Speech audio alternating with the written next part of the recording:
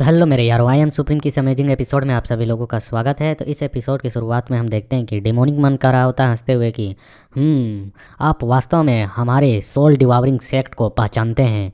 मुझे बताओ कि इस फॉर्मेशन से कैसे बाहर निकला जा सकता है, इस फॉर्मेशन को कैसे ब्रेक किया जा सकता है और मैं तुम्हारी जान को बख्श दूंगा। यह सुनकर लियन कहता है कि अपने मन में कि सोल डिवावरिंग सेक्ट की जो टेक्निक है वह बहुत ही भयानक है। मेरी जो सोल फ्यूजन टेक्निक है मैंने इन्हीं के यहाँ से सीखी है और जैसे ही ये तीनों यहाँ पर प्रकट हुए इनके ओरा के दबाव से ही हमारी शक्तियाँ सप्रेस हो चुकी हैं। मतलब कि ओरा से भी पता चलता है कौन कितना पावरफुल है। और लियन आगे की ओर बढ़ते हुए अपने दोस्तों को किसी और इशारा कर रहा होता है फिंगर से और आगे की ओर बढ़ते हुए कहता है, मेरी जान बख्श दोगे? तुम मजाक कर रहे हो? क्या आप सोल डिवावरिंग सेक्ट से नहीं हैं? क्या तुम्हारे सोल डिवावरिंग सेक्ट के लोग सोल्स को इकट्ठा नहीं करते हैं? क्या आप इसी चीज़ के लिए फेमस नहीं हैं? आपने कभी क्या किसी पर दया भी दिखाई है? मुझे बताओ। यह सुनकर वह बंदा हंसता कहता है, ओह ऐसी बात है। और वह मुस्कुराते हुए कहता है कि ऐसा लगता है कि आप हमारे सोल डिवावरिंग सेक्ट के बारे में काफ़ी अच्छे तरीके से जानते हैं। अगर तुम इतना ही जानते हो तो तुम्हारे लिए अच्छा होगा तुम मेरी बातों को मानो और मेरी आज्ञाओं का पालन करो। मैं तुम्हारे लिए काइंड हो सकता हूँ और एक बार तुम्हारी जान बख्श सकता हूँ।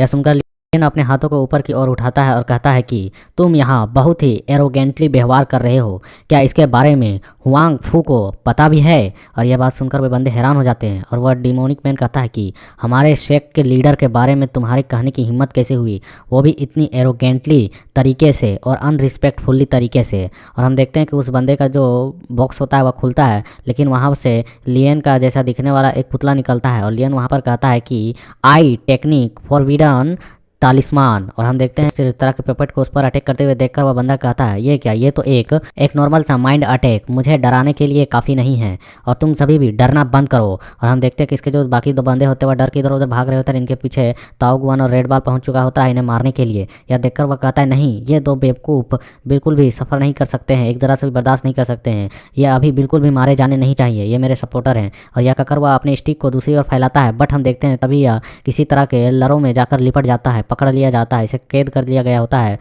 और लियन यहाँ पर एक टेक्निक का यूज करता है इसे कैद करने के लिए और कहता है कि बाइंडिंग पावर ऑफ स्प्रिंग। और यहाँ पर वह इस जो स्प्रिंग सीजन का पावर को सीखा है वह इसे यहीं पर एक्टिवेट कर इसी पर एक्सपेरिमेंट कर रहा होता है। और हम देखते हैं कि यहाँ पर इस चीज़ों को करते हुए देखकर वह बंदा अपने मन में कहता है कि यह स्प्रिंग की लाइफ पावर है जो हमारे डेथ ऑरा को ख़त्म कर रहा है, इससे टकरा रहा है। और वह गुस्से में उस जाल को तोड़ते हुए कहता है, तुम छोटे से कीड़े, हम पर हमला करने की तुम्हारी साहस भी कैसे हुई? और हम देखते हुए अपने डेथ ऑरा को वहाँ पर इकट्ठा कर रहा होता है और उसे आसमान में चारों ओर फैला देता है जिसकी वजह से स्प्रिंग का जो लाइफ ऑरा होता है वह हटने लगता है। रेड दाढ़ी कहता है, जल्दी से पीछे हटो उन लोगों से। और हम देखते हुए डिमोनिक मैन अपने ऑरे को इनके बैटलशिप की ओर भेजने लगता है और वह कहता है कि कोई भी बचना नहीं चाहिए। और हम तभी देखते हैं लियन फटाक से वहाँ पर अपने बैटलशिप के ऊपर एक फॉर्मेशन को सेटअप करता है और उसे एक्टिवेट करता है और वह तुरंत ही 333 गियर लगाकर फटाक से वहाँ पर शून्य से टेलीपोर्ट होकर निकल जाता है उसके डेथ ऑरा से। अगर उस ऑरा में ये लोग कब्जा हो जाते हैं तो पक्का ये मारे जाते हैं और इनका भी हाल किंग लुओ की तरह होता।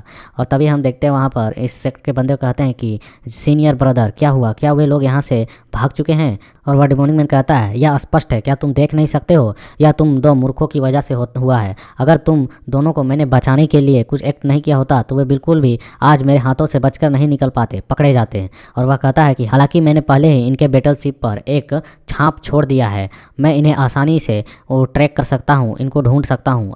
तभी हमें एक अजीब से एरिया को दिखाया जाता है जहाँ कोई कहता है, जब समय आएगा हम उन्हें पकड़कर उनकी सोल को निकाल कर और उनके ट्रेजरों को रख लेंगे। और हमें एक अजीब से एरिया को दिखाया जाता है जहाँ पर एक सनलाइट होती है, चारों तरफ रेगिस्तान ही रेगिस्तान होता है।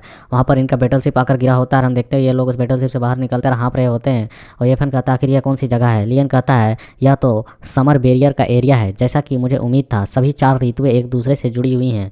यदि हम इसे नहीं तोड़ पाएँ तो हम इस अंतहीन चक्र में फंस जाएंगे और इस इल्यूजन के कभी भी बाहर नहीं निकल पाएंगे। यह कैसा सिरदर्द है हमारे ऊपर। तभी रेड बाल कहता है, तो फिर हम क्या करें? क्या आपने नहीं कहा था कि आपके पास इस फॉर्मेशन को तोड़ने का एक तरीका है? लियन कहता है कि ये फैन, क्या अब तुम कैसा महसूस कर रहे हो? तुम्हें क्या कुछ फील हो रहा है? ये फैन कहता है, यह स्पष्ट है, इससे समझना थोड़ा कठिन है कि वह चीज़ कहाँ पर है और यह बहुत ही सरदर्द वाला काम है। ये तभी लियन वहाँ के फायर एनर्जी के साथ खेलते हुए कहता है, तो फिर हमें जल्दबाजी करने की ज़रूरत नहीं है। यह पूरा स्थान रूल्सों के पावर्स पर निर्मित हुआ है। यदि यहाँ पर ध्यानपूर्वक कल्टीवेशन करें तो हमारी कल्टीवेशन को अपार लाभ होगी। यह सुनकर रेड दाढ़ी कहता है, क्या कल्टीवेशन? ऐसे समय में आखिरकार कल्टीवेशन करने के बारे में कौन सोच सकता है। लियन कहता है कि ऐसे अवसर दुर्लभ हैं, हो सकता है कि आपके जीवन में कभी भी, शायद ही कभी दोबारा आप इस तरह के इल्यूजन में फंसे और इसका सामना करें, इसलिए यह बहुत ही परफेक्ट समय है। ताऊ गुआन भी कहता है यंग मास्टर लियन, साधना प्रतीक्षा कर सकती है, मतलब कि इस कल्टीवेशन बाद में भी किया जा सकता है, लेकिन हम यहाँ बैठे बैठे नहीं रह सकते हैं। इस जगह से हमें निकलने का रास्ता खोजना चाहिए। क्या हमारे पास कम से कम एक लक्ष्य होना नहीं चाहिए जिसे कि हम मजबूत होकर पूरा कर सकें और अपने यंग मास्टर के संकेतों का प्रतीक्षा करें। जब उन्हें फील होगा तब हम उसके आगे बढ़ेंगे। तभी लियन वहाँ पर बैठते हुए कहता है कल्टीवेशन के लिए कि ये फैन ही एकमात्र ऐसा नहीं है जो इसे महसूस कर सकता है। टेंगजी भी इस 4 सीजन की बैरियर में फंसा हुआ होगा उसके अंदर, और उन ग्रेट डीमनों की मदद से उन्हें नोक आर्क को पता लगाने में ज़्यादा सक्षम होना चाहिए। जब वे ऐसा करेंगे तो हमें उन्हें उनसे वो चीज़ लूट लेनी होगी। तब तक हमें इंतज़ार करना होगा, तब तक जब तक सभी चीज़ें ठीक ना हो जाएं और अच्छे तरीके से तैयार ना हो जाएं। इसीलिए तब तक सभी लोग स्वस्थ हो जाएं और ख़ुद को अच्छी तरीके से तैयार कर लें। हमें उनसे उन चीज़ों को लूटना भी है। और यह सुनकर जो ये फैन होता है रो रहा होता है, इधर ये दोनों बंदे बैठकर जाम निकाल कर कहते हैं क्या ग्रेट डीमनों से उन चीज़ों को लूटना। और वे कहते हैं कि चलिए एक निराशाजनक प्याले को एक दूसरे के साथ टॉस करें, क्योंकि हमें नहीं लगता हम कुछ कर पाएंगे। और फिर हमें दिखाया जाता है इसी तरह समय बीत जाता है, वे लोग वहाँ बैठकर कल्टीवेट कर रहे होते हैं। तभी अचानक वहाँ पर एक अजीब तरह की एनर्जी चारों तरफ फैलने लगती है जो थंडर की और फायर की तरह दिख रही होती है। और हमें पता चलता है यह एनर्जी लियन से निकल रहा होता है। सभी लोग लियन को देख रहे होते हैं, सोच रहे होते हैं मन में कि जो लियन है उसकी जो साधना टेक्निक है वह यहाँ पर समर रूल्स को समझ सकती है और उसे एब्जॉर्ब भी कर सकती है। वह केवल एक मार्शल ग्रैंड मास्टर स्तर पर है और इस तरह के सर्वोच्च रूल्सों को वह समझ सकता है और इन पर भाषण भी दे सकता है, इन पर ज्ञान भी फैला सकता है, ज्ञान की बातें बता सकता है। लेकिन उसके शरीर में जो यह नियम की एनर्जी है, जो यह रूल्स की पावर्स हैं, वह इसके शरीर के भीतर कैसे भरती हुई जा रही है। और हम देखते हैं लियन कल्टीवेट कर ये रहा होता है, वे लोग कर रहे होते इसे देख कर कि इसमें पहले से ही 9वीं रैंक की हेवनली सोल ग्रास को निकला था और अपने आप को पावरफुल बनाया था। और अब और यहाँ के समर बैरियर की तीव्र पावर्स रूल्सों को एब्जॉर्ब किए जा रहा है। और हमें दिखाया जाता है जहाँ पर लियन ब्रेक थ्रू कर लेता है और वह 4 स्टार मार्शल ग्रैंड मास्टर तक पहुँच जाता है। और वहाँ पर वे लोग अपने मन में कहते हैं कि अनबिलीवेबल, आखिरकार इसने ब्रेक थ्रू कर लिया इस तरह के जगह पर। और तभी लियन कहता है कि चूंकि तुम यहाँ पर हो तो तुम नीचे आ सकते हो। और हम देखते हैं एक बंदा नीचे की ओर आ रहा होता है और कहता है कि आप वास्तव में यहाँ पर स्प्रिंग और समर पावर्स का स्वतंत्र रूप से उपयोग कर पा रहे हैं, आखिरकार कैसे। और हम देखते हैं लियन उसकी ओर देखता है और कहता है कि यंग मैन, क्या आप उस व्यक्ति से इस तरह से बात करते हैं जिसने आपकी जान बचाई हो। और हम देखते हैं सुनकर लिटिल वू कहता है कि नौजवान, आखिरकार तुम कहना क्या चाहते हो? क्या मेरा लाइफ बचना, क्या मेरा जिंदा रहना गॉड का विल नहीं हो सकता है? आखिरकार तुम कहने क्या चाहते हो? क्या तुम्हारे पास लिटिल वो भी है जो तुम्हारे कंट्रोल, तुम्हारे नियंत्रण में है, या फिर तुम्हारा अनुसरण, तुम्हारा पीछा कर रहा है? तभी लियन कहता है कि क्या आप कह रहे हैं कि आपको बचाना मेरा व्यर्थ गया? तुम समझ रहे हो कि तुम्हें गॉड के विल ने बचाया है? क्या मुझे आपको अपने बारे में कुछ बताने की ज़रूरत है? और लिटिल किंग कहता है कि आप इस इल्यूजन वाटर मिरर रियलम में बिना किसी दुर्भावना, मतलब कि गलत विचार के प्रवेश तो नहीं किए होगे। किसी तरह का गलत विचार लेके ही यहाँ पर आए होगे लूटकाट करने के लिए। आप समझता मेरे असली रूप के पीछे पड़े होंगे, रियलिटी में तुम मेरे सदाबहार ट्री के पीछे पड़े होगे। लियन कहता है अगर मैं कहूँ भी कि हाँ तो तुम क्या ही कर लोगे मेरा। यह सुनकर कुनवू डिवाइन ट्री गुस्सा हो जाता है, अपने थंडर पावर को रिलीज करता है उसके सामने। और फिर वह कहता है कि अगर तुम यही कहना चाहते हो तो फिर मैं तुम्हें डेथ दिखाऊंगा, तुम्हें डेथ के राह पर ले जाऊंगा। और यह कहकर वहाँ एक बड़े से फायर बॉल को क्रिएट कर देता है और वह उसे क्रिएट करते हुए उस टेक्निक का नाम लेता है कि समर रूल ब्लेजिंग सन टेक्निक। और हम देखते हैं तभी लियन भी हड़बड़ाते हुए उठता है और कहता है कि आप सोचते हैं कि केवल ये चीज़ें करने में आप ही सक्षम हैं। और लियन भी इस टेक्निक का नाम लेता है कि समर रूल ब्रिंगिंग सन। और हम देखते हैं इन दोनों ने एक दूसरे के सामने एक बड़े बड़े से सन को बना लिया होता है, जहाँ पर लिटिल किंग के सामने लियन का सन और भी ज़्यादा बड़ा और पावरफुल लग रहा होता है। और इस एनर्जी की वजह से वे सभी लोग दूर दूर जाकर गिर रहे होते हैं। और ये दोनों मार्शल सुप्रीम अपने अपने पास से ऑरा को निकाल कर वहाँ पर बैरियर बनाने लगते हैं, कहते हैं यंग मास्टर को प्रोटेक्ट करो। और हम देखते हैं कि यहाँ पर जब वे दोनों सनलाइट टकराते हैं तो इसे देखकर जो लिटिल किंग होता है वह कहता है तो आप भी यहाँ पर समर के रूल्सों को पूरी तरह से नियंत्रित कर सकते हैं, है ना। और हम तभी वह लिटिल किंग कहता है डिस्पेयर, मतलब कि इधर उधर से जो आग आ रहे हैं वह इधर उधर चल जाओ, फैल जाओ, यहाँ से हट जाओ। और वह लियन से कहता है कि मुझे नहीं पता है कि तुम यह सब कैसे कर रहे हो, लेकिन अब मैं तुम्हें जीने नहीं दे सकता हूँ। और फिर हम देखते हैं कि लिटिल किंग बहुत ही तेज़ी के साथ अपने आसमान में थंडर पावर को इकट्ठा करने लगता है, कहता है चूँकि तुम 4 सीजनों के रूल्सों के पावर्स का उपयोग कर सकते हो तो ये इनका प्रभाव तुम पर नहीं पड़ेगा। तो आइए देखें कि तुम मेरे हेवनली रूलर थंडर टेक्निक को कैसे संभालते हो, कैसे इस पर नियंत्रित करते हो। और लियन उसके थंडर पावर को देखकर अपने मन में कह रहा था, इस तरह की शासन करने वाली शक्ति जिसमें मेरी पूरी तरह से पराजय होने की संभावना है या फिर हो सकती है। और लियन बहुत ही गौर से लिटिल किंग की ओर देख रहा होता है और कहता है कि यह थंडर बहुत ही पावरफुल है, अगर हम उसका सामना नहीं कर सकें तो पूरी तरह से राख में बदल जाएंगे। तभी लियन वहाँ पर अपने फिनिक्स फायर को एक्टिवेट करता है और कहता है, आप सोचते हैं कि थंडर पावर को ले लेने से आप इमोर्टल बन जाते हैं केवल इस पावर को रखने से। और लियन वहाँ पर अपने ट्रू फिनिक्स पावर को रिलीज करता है जो कि बहुत ही गॉडली और डेंजरस लग रही होती है। और इतनी खतरनाक पावर के साथ साथ यहाँ पर कुछ सॉइल मतलब कि मिट्टी के टुकड़े भी जुड़ रहे होते हैं। और लियन कहता है कि यदि तुम मुझे बहुत दूर तक धकेलना चाहते हो, अंत तक ले जाना चाहते हो, तो मैं ये सुनिश्चित करूँगा कि तुम हमेशा के लिए नष्ट हो जाओ। और लिटिल किंग भी इसे देखकर कहता है, क्या ये तो ट्रू फिनिक्स फायर है, कोई आश्चर्य नहीं है कि जो लिटिल वू है आखिरकार इसका पीछा क्यों कर रहा है, इसके साथ क्यों मिला हुआ है। और फिर हम देखते हैं कि वह इधर उधर देखता है और कहता है, रुको, यह सिर्फ फिनिक्स ट्रू फायर फ्लेम नहीं है, इसके साथ कुछ और भी है। और हमें दिखाया जाता है यहाँ पर जो फिनिक्स बना होता है वह ट्रू फिनिक्स फायर के अलावे अर्थ सोइल के पावर के साथ मिक्स होकर बना होता है जो कि बहुत ही डेंजरस और बेडली लग रहा होता है। और लियन कहता है कि आपकी नज़र अच्छी है, हालांकि मेरी साधना आपकी साधना से मतलब कल्टीवेशन लेवल बहुत ही कम है, लेकिन अपनी उन लगे हुए चोटों के साथ अभी तक तुम उभरे नहीं हो। इन दो ट्रेजरों के साथ मैं आपके शरीर और सोल दोनों को नष्ट करने में सक्षम हूँ, उसके काबिल हूँ। और इधर नीचे के ये लोग सभी बंदे अपने मन में कह रहे होते हैं, लियन के पास जो दो ट्रेजर्स हैं वे एशियन ट्रेजर्स हैं और अब और दो ट्रेजर्स इन्होंने प्रकट कर दिए हैं। इसमें कोई आश्चर्य की बात नहीं है, वह इतना आत्मविश्वासी कैसे है, कौन जानता है कि उसके पास और कौन से खजाने छुपे हैं। और लियन यहाँ पर बहुत ही बेडली तरीके से लिटिल किंग से कहता है, आओ देखें किसमें है कितना दम।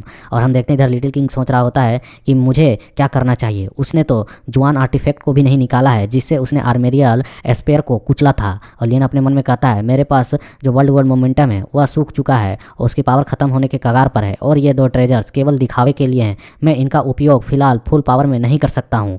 और फिर हम देखते हैं लियन जो कि उसके सामने बहुत ही डेंजरस लग रहा होता है और लिटिल किंग उसे देखकर कह रहा होता है, मैंने युगों युगों में अनगिनत टैलेंटेड लोगों को देखा है, लेकिन इसके जैसा मॉन्स्टर टैलेंट बंदा, इसके जैसा लड़का नहीं देखा जिसके पास से इतना खतरनाक ओहरा निकल रहा हो। यह बिल्कुल भी अद्वितीय है, इसके जैसा मैंने किसी को देखा ही नहीं है। इसका विद्रोह और भी ऊपर बढ़ता चला जा रहा है, मतलब ये मेरे लिए और कोई खतरा बनते चला जा रहा है। और लिटिल किंग कहता है कि क्या तुम सचमुच में यहाँ पर मेरे रियल बॉडी के पीछे नहीं आए हो। कि लियन कहता है कि आपका वास्तविक स्वरूप जो रियल बॉडी है वह बुरा नहीं है, लेकिन इसकी तुलना फिनिक्स फायर और अर्थ सोइल से की भी जा सकती है। इसके सामने तुम्हारा बॉडी जो रियल बॉडी वह कुछ भी नहीं है, वो ट्रेजर। और जहाँ तक एक और ट्रेजर की बात रही नोक आर्क की, मैं उसके अलावा यहाँ पर कुछ भी लेने के लिए नहीं आया हूँ और ना ही मुझे इसके अलावा किसी चीज़ में दिलचस्पी है। यह सुनकर लिटिल किंग कुछ नहीं बोल पाता है, डोट डोट चलता है। फिर वह कहता है, ठीक है, मुझे उम्मीद है कि तुम सच कह रहे होगे, अन्यथा मैं तुम्हें मारने में बिल्कुल भी समय नहीं लगाऊंगा, तुम्हें मारने वाला पहला व्यक्ति मैं ही बनूंगा। यह सुनकर लियन कहता हूँ, बड़ा आया अपने आप को सचमुच में बहुत ही अधिक आंक रहे हो तुम। और फिर वह लियन उसे कहता है, लेकिन एक बात है, मुझे तुम्हारी किसी चीज़ में मदद चाहिए। लिटिल किंग कहता है, हैरानी के साथ, क्या आखिरकार तुम क्या रहे हो। लियन कहता है कि मुझे उस उजाड़ प्राचीन भूमि पर जाना है, मतलब कि डेसोलेटेड एशियंट लैंड में जाना है, और क्या तुम मुझे वहाँ पर ले जा सकते हो। यह सुनकर लिटिल किंग कहता है कि अगर मौका मिला तो आप मेरी जान बचाएंगे, इसके बदले में मैं यह कर सकता हूँ। लियन कहता है कि कम से कम तुम्हें यह तो मालूम ही होगा कि मैंने तुम्हारी जान बचाई भी है। वैसे क्या तुम नोक आर्क के बारे में जानते हो, क्या तुम उसके बारे में ठीक से बता सकते हो। और यह सुनने के बाद लिटिल वो वहाँ से जाते हुए कहता है कि नो कमेंट, मैं इस पर कोई बातचीत नहीं करूँगा। लियन सोचते हुए कहता है, क्या नो कमेंट, कोई टिप्पणी नहीं। और फिर वह वहाँ पर बैठ जाता है, सोचते हुए कहता है कि ऐसा लगता है कि नोक आर्क सचमुच में यही है, अन्यथा लिटिल किंग को इसमें छिपाने की कोई भी ज़रूरत नहीं होती। वह इसे सीधे तौर पर नकार भी सकता था कि यहाँ पर तो है ही नहीं है। और इसके अलावे लिटिल किंग को इसके अस्तित्व के बारे में मालूम है, लेकिन वह उसे कंट्रोल नहीं कर सकता, उसे प्राप्त नहीं कर सकता है। अब बस हमें इंतजार करने की आवश्यकता है। इसलिए नहीं कर सकता है क्योंकि भाई नौकार को खोलने के लिए यान की और एन की चाहिए, तो लिटिल किंग के पास तो है नहीं चाबी, तो करेगा कहाँ से। तभी हम देखते हैं रेड बॉल कहता है कि बच्चे, क्या तुम्हारे ये हेवनली ट्रेजर्स रियल हैं। और तभी ताओगुआन भी कहता है कि ये जानकारी आपने केवल यह सुना कि नो कमेंट्स, और आपने इससे इतने सारे निष्कर्ष निकाल लिए कि यह यहाँ पर है या नहीं है। तभी लियन अपने पास से उस पोटली को निकालता है जो कियान वुडी ने दिया होता है, और वह कहता है कि अब मुझे अंततः समझ में आ गया है कि डीमन जाति के लोग किसकी तलाश में हैं। वे अवश्य ही शाश्वत सदाबहार ट्री के रियल बॉडी, रियल स्वरूप को निशाना बना रहे हैं, जहां तक इसका उद्देश्य हो सकता है कि वे अपने क्षतिग्रस्त जुबान वेपन उस आर्मेलियर स्पेयर को ठीक करने के लिए और भी ज़्यादा स्ट्रॉन्ग करने के लिए खोज रहे होंगे। लेकिन यदि उन्हें रास्ते में नॉक आर्क प्रकट हो जाता है और मिल जाता है तो वह निश्चित तौर पर वह उसे हासिल करना चाहेंगे, इसमें कोई कसर नहीं छोड़ेंगे। तभी लियन कहता है उन लोगों से कि लिटिल किंग कई वर्षों से नॉक आर्क को अपने पास पाने में, मतलब कि उसको रिफाइन करने में असफल रहा है, जिससे पता चलता है कि ये जो यान की और इनकी की चाबी वह कितनी महत्वपूर्ण है। इस जैसा जीव भी उसे हासिल नहीं कर सकता है, इसलिए हमें कोई जल्दबाजी करने की ज़रूरत नहीं है। पहले उन्हें लड़ने देते हैं, उसके बाद हम उसमें शामिल होंगे और उस चीज़ को लूट लेंगे। और यह कहकर लियन उस पोटली को खोलता है और वहाँ पर बहुत सारे प्रीमिडियल स्टोनों को फैला देता है और कहता है कि शर्मीले मत बनो, यहाँ बहुत सारे प्रीमिडियल स्टोन्स हैं, मैं उन सभी को अकेले इस्तेमाल नहीं कर सकता हूँ, इसलिए अच्छी चीज़ें साझा करनी चाहिए अपने फ्रेंड के साथ। तो आओ और एक साथ मिलकर कल्टीवेट करो। यह सुनकर वे लोग खुश हो जाते हैं, कहते हैं वाह यह कितनी अच्छी बात है, इस बच्चे की सफलता स्पष्ट है, यह कोई संयोग तो नहीं है। और दूसरे से ताउगवान कराता है, यह कितना काइंड हार्टेड व्यक्ति है, सचमुच में यह बहुत ही इंप्रेसिव और दयालु व्यक्ति है। ये लोग इतने बंदे खुशी हो रहे होते हैं कि तभी लियन वहाँ पर अपनी एक टेक्निक का उपयोग करता है और कहता है कि primordial qi technique absorb it all, मतलब कि सभी को अवशोषित कर लो। या इस टेक्निक का जैसे उपयोग करता है तैसे वहाँ पे जितने प्रीमिडियल स्टोन फैले होते हैं आधे से ज़्यादा मतलब 99% लियन ऑब्जॉर्व कर लेता है। ये बंदे हैरान हो जाते हैं, देखते रहते हैं। और रेड बॉल कहता है कि लियन के मैं सामने था लेकिन फिर भी मैं थोड़ी सी भी क्यूआई एनर्जी एब्जॉर्व नहीं कर पाया इन स्टोनों से। और इधर से जो हमारा ये फैन होता है पीछे पलटकर हम ही लोग को देखते हुए कहता है कि बहुत जल्दी है हम लोगों ने इसका तारीफ कर दिया यार, यह बहुत ही कमीना बंदा है शुरू से ही। कहता कुछ और है, दिखाता कुछ और है, करता कुछ और है। इसीलिए इसी सीन के साथ यहाँ पर हमारा चैप्टर कंप्लीट होता है। तो लाइक शेयर सब्सक्राइब कमेंट करो यार।